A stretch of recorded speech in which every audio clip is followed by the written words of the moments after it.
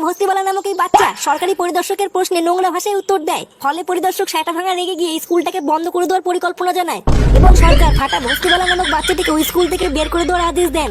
এবার কি হবে ফাটা ভস্তিবালার? সত্যি কি ফাটা ভস্তিবালার ভবিষ্যৎ অন্ধকার? চলুন আমরা এক ঝলকে দেখিনি সেদিন কি ঘটেছিল স্কুলে। ফাটা ভস্তিবালা সরকারি পরিদর্শককে কি বলেছিল। দেখেছিস তো পল্টু, আমি তোকে বলেছিলাম না ফুটো ছেলে একটা গুদ মারানি তৈরি হচ্ছে। ওই দেখ দেখ, এ তো বড় পুরো স্কুলটারে গুদ মেরে দিয়েছে। তাই তো দেখছি রে। তবে একদিকে ঠিকই আছে, আমাদের ফুটো বলেছিল ওর ছেলে একদিন ফার্স্ট হয়ে টিভিতে আসবে। ওই দেখ বাড়া, চুদির ভাইটা সত্যি সত্যি টিভিতে চলে এসছে। এবার আমি বাড়া শিওর ফুটোর ছেলেকে এই স্কুল থেকে ঠাপিয়ে তাড়াবে।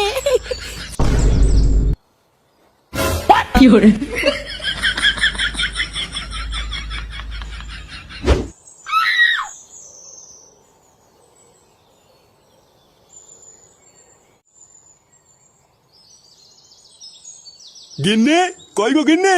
হ্যাঁ গো আসছি। কি গো তুমি বাজার নিয়ে চলেও আসলে? হ্যাঁ, এই গান মারাতে মারাতে আসলাম। বাড়া জানো, আজকে একটুর জন্য পড়ে গিয়ে আমার মাথাটা ভাঙেনি। ও মা, সে কি গো, কি হয়েছিল?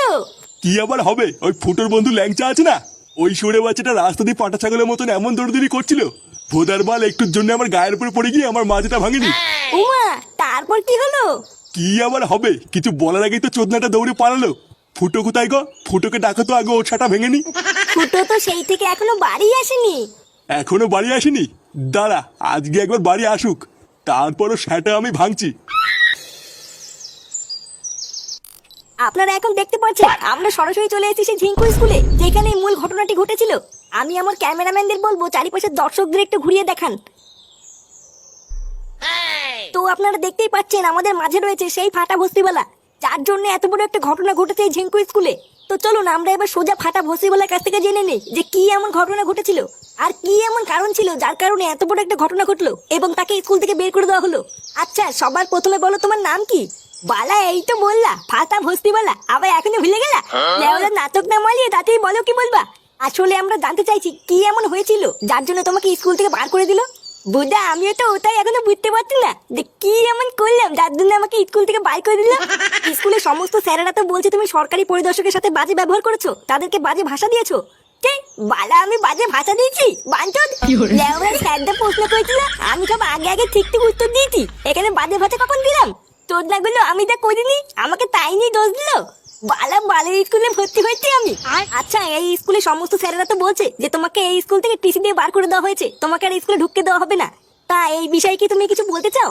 ও বলে স্কুলে ঢুকতে দেবে না, তাতে আমার বাল ছেড়ে গেছে। এমনিতে ওই বালের স্কুলে আসতাম না, বাবা দোল করে তুলে বলে এসে দিলাম। আজকে যা দেখলাম, বালা এবার আমাকে বললাম ভর্তি নিলেও আমি ওই বালের স্কুলে আসবো না।